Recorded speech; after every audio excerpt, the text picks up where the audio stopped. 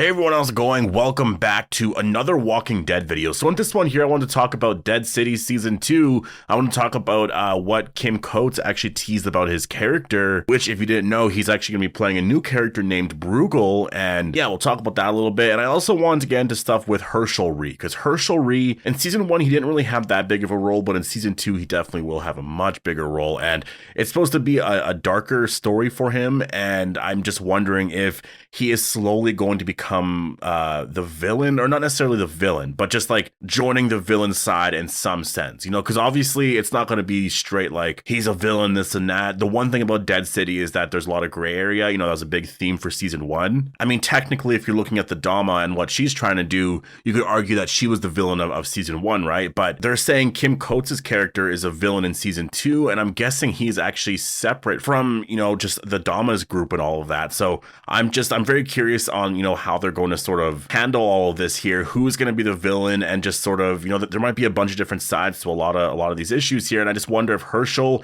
you know, just based off of, you know, where he was at in the finale there of Season 1, if he is going to go in a different path here, you know, basically against his mom. And yeah, there's a lot of stuff to talk about here. So before we go any further, obviously make sure to be a subscriber if you want to get all of my Walking Dead content like this. Still no news on The Walking Dead Daryl Dixon Season 2. So yeah, we're just kind of waiting on that right now. Honestly, with that show, I hope that there is something soon, because there's no sort of announcement of any kind of release date or anything like that. And again, they did say summer, but it seems like now, based off of the release dates of the other shows, that Daryl Dixon Season 2 is likely not coming out until September or October. But you would just imagine, because they announced summer beforehand, that there would be some sort of announcement beforehand, right? But nothing yet. So yeah, we'll have to wait and see. You know, I will say it's very off that we don't really have a release date yet for this show. But if it is airing at the end of September or like early October, then that kind of makes sense, because maybe we'll learn the release date at Comic-Con or like next month during the Tribeca Festival, right? So to me, that makes sense. But if the show's airing this summer, I feel like we should know the release date already, right? So anyways, whenever I find out new news about that, obviously I will cover that. But let's get into what I wanted to talk about here. So Kim Coates actually posted something a couple of days ago, actually. It was a teaser for the role, and he said,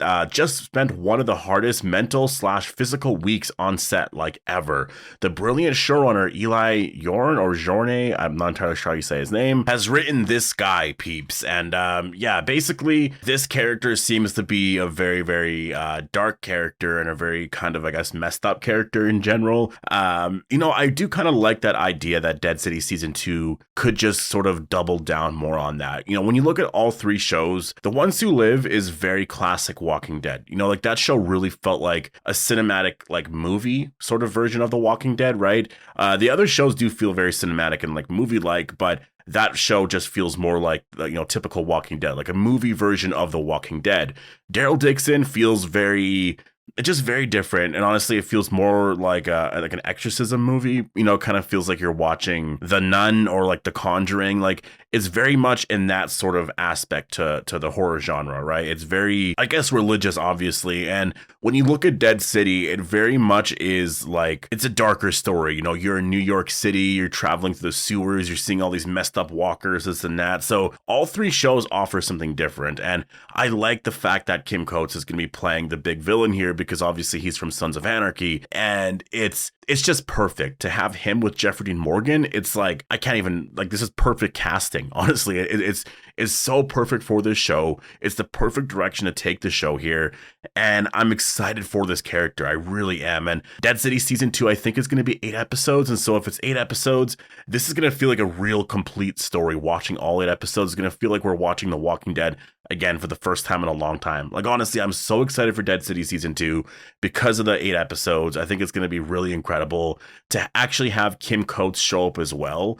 You know, a lot of people love him. Like, a lot of people really like him as an actor. I think right now there's not a lot happening in terms of, you know, like, I guess people being aware that he's even on the show, because yes, they did announce it and all that, but most people don't see anything until you really, you know, see the trailer or things like that. So I think once the trailer drops for Dead City Season 2, people are going to be very excited about that. And I expect the trailer for this show to drop at the end of Daryl Dixon Season 2. So if Daryl Dixon Season 2 is coming out at the end of September or like early October, then the show's going to be over in early to mid-November. So that's kind of what I'm expecting the trailer for Dead City. A teaser trailer or something like that. That's sort of my prediction anyways as of now. And yeah, I can't wait to see more things about this character. I do think at Comic-Con we'll probably get a sneak peek at Dead City Season 2 because they've been filming for a while now. I think they're on episode 3 or something like that, or 2 or 3 or around there. So they've obviously been filming for a while. By the time Comic-Con comes around, they'll probably be done 5 or 6 episodes or something like that. And I could just see them for sure at that time, or maybe they're going to be done the whole season. I don't know, but I can just see them at that point releasing some sort of teaser, probably more than an in-production teaser, to be honest. And yeah, it could be a lot of fun. I feel like we're going to get the official trailer for Daryl Dixon Season 2 at Comic-Con, and then like a teaser trailer for Dead City. That's my predictions, along with like some talk on like, you know, other spinoffs and other things going on. You know, people are going to be asking about Rick and Michonne. You know, are they coming back for The Ones Who Live Season 2 or a new series? We'll see what comes there. But I think that's what to expect at this year's Comic-Con, which is like, what, 2 months away from now? So in a month from now, expect a lot of promotion for Daryl Dixon Season 2 to really start. Honestly, really expect it in like 2 weeks, I would say, or like 3 weeks for sure. Once Daryl Dixon's premiere, like Season 2's premieres at the Tribeca Festival, that's when they're going to be starting with a bunch of stuff. So yeah, I'm very excited for like the next however many months, because it's going to get very exciting. Been very quiet for like the last almost 2 months now, but it's about to, you know, it's about to pick up here. So yeah, I'm very excited to see, you know, Bruegel and learn more about his group, because yeah, the character, you know, we don't know what the character is about. We don't know anything about the character at all. You know, is there a connection to the Saviors? Probably not, but we don't know what his backstory is. And I think that this show's probably going to give us a very good backstory. You know, I think that's the thing with The Ones Who Live, is they should have, you know, given us more backstory to certain characters, especially Major General Beale. But the other spinoffs, honestly, besides, I would say Madame Genet, but it's only because she's going to be in future seasons, right? So they never really gave us that much of a backstory to her. But in Season 2, I could see us getting that for sure. But yeah, so with Kim Coates, I do expect we're probably going to get a really good backstory on his character. And I could see him being a fan favorite just because of the actor. Everyone loves the actor. Like, everybody loves him. And it's perfect casting. It really is. So yeah, I'm very excited for that. In terms of, you know, other storylines that could actually happen, I'm very interested in the Hershel Rhee storyline, because Season 1, he was the main focus, obviously, right? Because they were trying to find him, and just that whole reveal and all that. But obviously, he didn't really play that big of a role in Season 1, right? He was there in the premiere, I believe, and then in episode 6. Maybe at the end of episode 5, there was a little bit of, you know, flashbacks or something like that. I don't remember exactly how that played out. Maybe that was in the beginning of episode 6. But he's going to be getting a bigger role here in Season 2, and I'd be very interested in seeing if he does take a bit of his comic role. Because when I say Hershel becoming the villain, people might laugh at that and be like, whoa, wait, what? That makes no sense, this and that. The one thing, though, about the character is, in the comic, he was kind of a villain. He was only really in one issue, though, like when he was much older. I know people didn't like that. You know, just the way the character was, people didn't really necessarily like that, because I think a lot of people think that Hershel should be a lot like his father. You know, Glenn was such a nice person, and Hershel should just be like his father. You know, like, I think people just got very disappointed at the idea that Hershel just turned out really bad, right? But I kind of like that idea, because it's kind of tragic in some sense. You know, like Glenn's death, like, you know, if Glenn was around, would Hershel have turned out better? Probably. But because of what happened there, you know, that's going to have a lot of effects on a family for a long time, and especially Hershel. You know, like growing up without a father, like, especially, you know, considering that your mom has just been so obsessed with,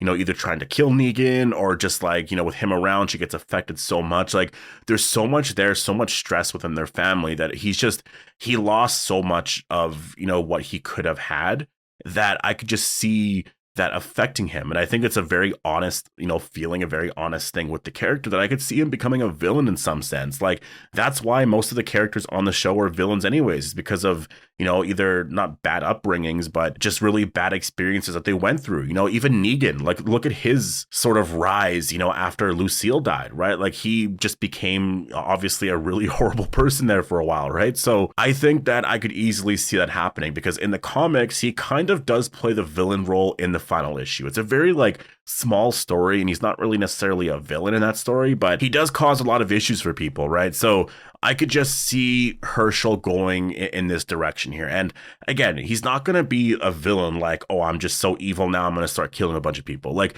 it's not going to be that. The way I'm picturing it, honestly, is Bruegel, maybe it's him, maybe just his ideas and just sort of, you know, in terms of the way you should live and run a community, and like maybe just his beliefs and certain things like that, Hershel really just kind of, he gets and he like connects with, right? And so maybe he joins Bruegel's community. So again, he's not necessarily the villain. I could see a storyline like that where Maggie is just like so shocked and like, what, Hershel, like you can't do this, right? But for Maggie to understand why he's feeling this way, this and that, like I could see this being the next part of the story here, because I just feel like where they ended things in the finale, it just really opened up that door for Hershel to, I think, you know, become a villain anyways in season 2, or at least join the villain side, right? I think by the time the show's over, he's probably not going to be the villain. You know, I think that there's going to be a lot of character development there and all that, but I think this is one thing that you can do with the character to make the character very exciting, because I will say that's the one thing with like all of the kid characters and stuff on the show, like Judith and RJ,